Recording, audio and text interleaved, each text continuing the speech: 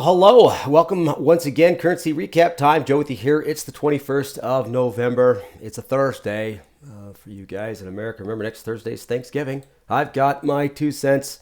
You know how this works.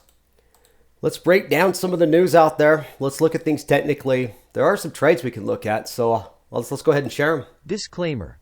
This video was created for professional Forex and crypto traders.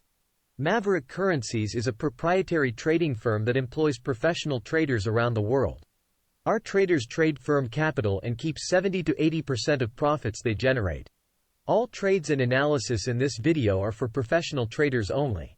If you are interested in becoming a professional Forex and currency trader for Maverick, click the apply button in the video description. Let's break down what happened today.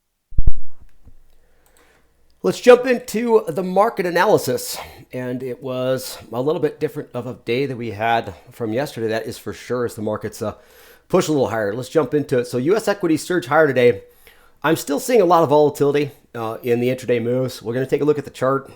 There are some pretty good moves, gaps down that move higher, moves higher that kind of pull back. We are seeing still optimism in the equity markets, big moves to the upside that seem to pretty much negate a lot of losses. So volatility-wise, it's still there. The overall pattern, if you were to take a step back and just kind of quiet the day-to-day, is still intact. I'll show you here in a second. U.S. employment claims under expectations, showing that the economy of the U.S. is strong and everything's great, soft landing. You've heard me say that 1,000 times. However, the U.S. dollar really did not participate. It was pretty much flat on the day. So we'll take a look at it as well. So how did the currencies finish? Well, there's the U.S. It's the second one in line. Look at that, 0.05%. In light of a stronger unemployment number, it didn't really go anywhere, but it looks like it's kind of in a pullback. The yen, on the other hand, looks like it's in more of a bounce. A good move off the bottom there, up 0.69%, the big gain on the day. The biggest loser was the euro, the franc slid, and the pound. A lot of it has to be some of the worries overseas with Ukraine, but overall, a lot of weakness in the euro. The euro is actually starting to slide through some key points. As far as that, I'm also seeing the same in the Kiwi. The Aussie dollar seems to be kind of sideways along with the CAD. But the ones I'm looking at as far as emerging weakness, when it comes to velocity, not only velocity score, but day-to-day, is the euro and the New Zealand dollar. So let's take a look at how the rest of things ended up. The S&P was down yesterday. Now it's up again.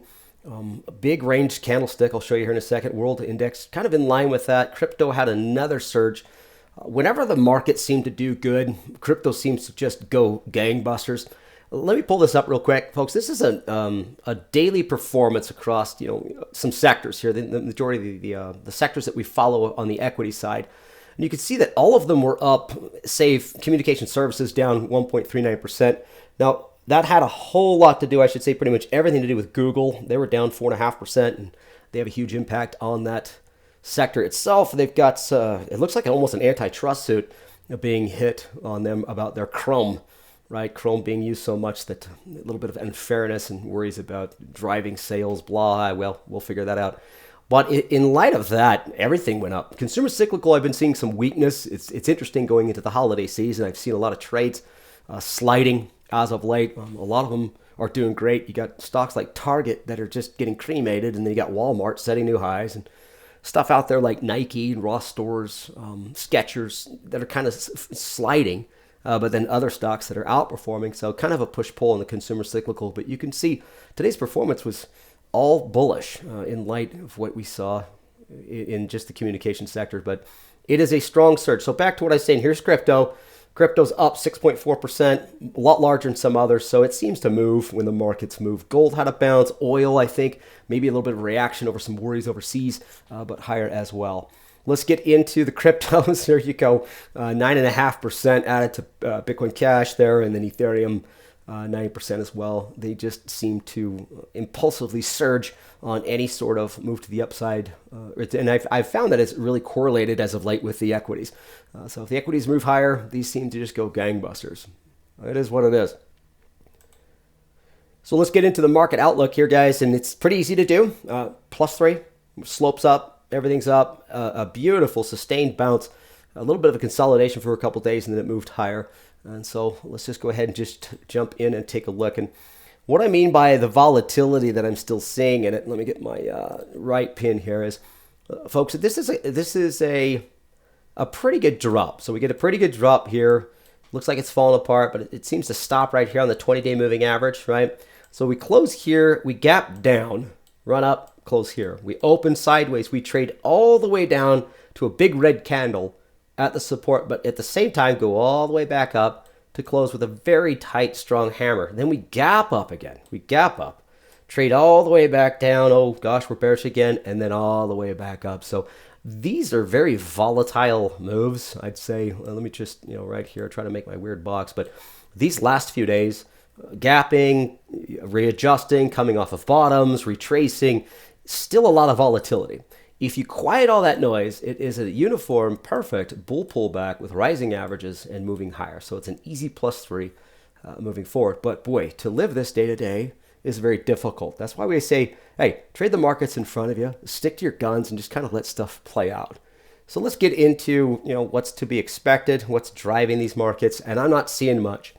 I thought for sure, folks, that today we would see a big push in the dollar.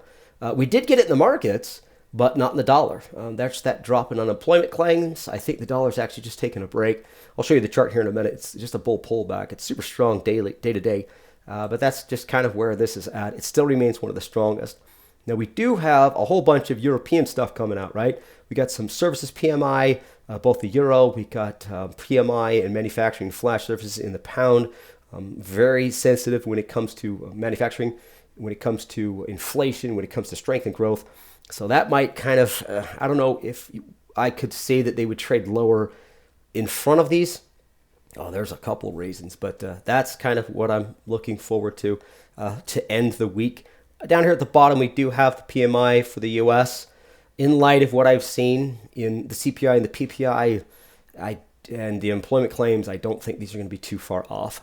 So although there's a whole bunch of manufacturing services and retail sale, and things like that coming out, I just don't know if it's going to be that big of a day tomorrow for some of them. But hey, I've seen many different scenarios, so I don't want to say, hey, step off and don't worry, because anything can happen. So just keep an eye out on those and we'll see what happens. So let's just briefly go through some currency analysis, and as you guys would expect, let's first start with the yen. Since we got up here, I'm just going to go straight to the velocity side of things. Now, folks, we had the velocity on the yen yesterday at -1, and it was because it was sliding. This is a pretty good bounce. Understand it was the strongest. It's up 0.7% right now, so it's got that same surge. So a little bit of a bend here in the moving average. I'm going to call that 0. I do like this. I'll give this a +1, right? And then a flip on the SAR itself.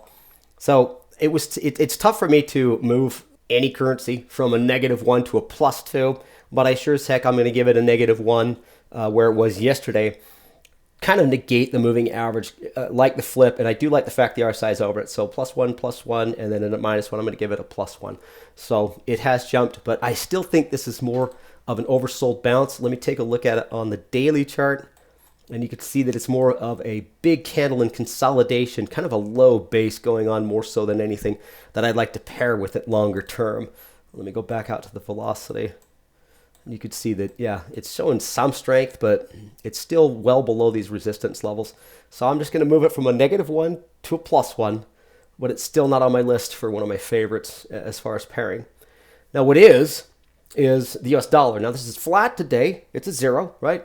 Flip the star to the one side. It's flat here. The RSI had a little bit of a bump up, but that's 0. -1, 0. You can call this -1. I'm calling it a 0. It hasn't moved. I could box this in. It hasn't done anything. But what I do like, and I said I show this to you, is on the overall longer term strength, it's just pulls out, pulls back, it consolidates, jumps up, pull back. It looks like it's moving higher. It's just outperforming.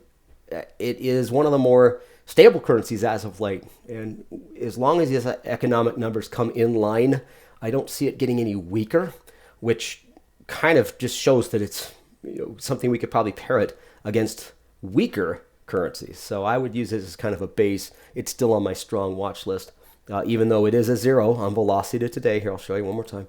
Here it is.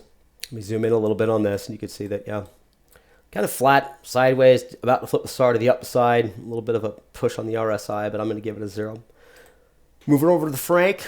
The Franc was showing a little bit of weakness, and I think it's actually just getting a little bit weaker. A little bit of a move further down. I'm going to still call this flat. The RSI, I have to give a negative. It's slipped below that 50. It's still sloping lower with this SAR. So -1, -2, and then flat on the moving average. But I do like the price action here.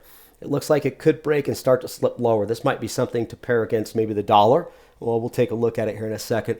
So I slid the Franc to a -2 for the day. Here's the euro. This one's showing a lot more weakness. This one was pretty easy to slide from a -2 yesterday to a -3 today. Obviously, we've got that moving average. The SAR's flipped, and it's the price action's falling apart, and this RSI is flattened and well below that 30 mark. Take a look at this on the daily chart. This is kind of what raised an eyebrow for me. This area that it is now breaking is showing that, okay, we are outside of some comfortable levels for the currency itself. Doesn't mean it won't bounce. Even with a bounce, if we pair it against something that's not falling apart, we could still gain some advantage in it. I just don't know exactly when or where. So it might be too far gone to compare it with something like the dollar, but we can take a look. Pound is very similar. Here is the daily chart on it first. It's getting really close to a support level. You can see on the velocity score, the 4-hour here, that it is definitely sliding lower. I had no problem moving this to a -2 from a 0. And it's because it is breaking this support level. This is rolling over. This is probably a 0, but that's negative and this is negative. So -2 seemed like the fair choice. But keep an eye on this.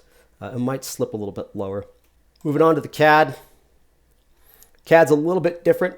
The CAD, I pulled it back from a +3 to a +2. It's just because it's just a little bit of a slowing momentum. You can see the SAR flipped, but flipped back here.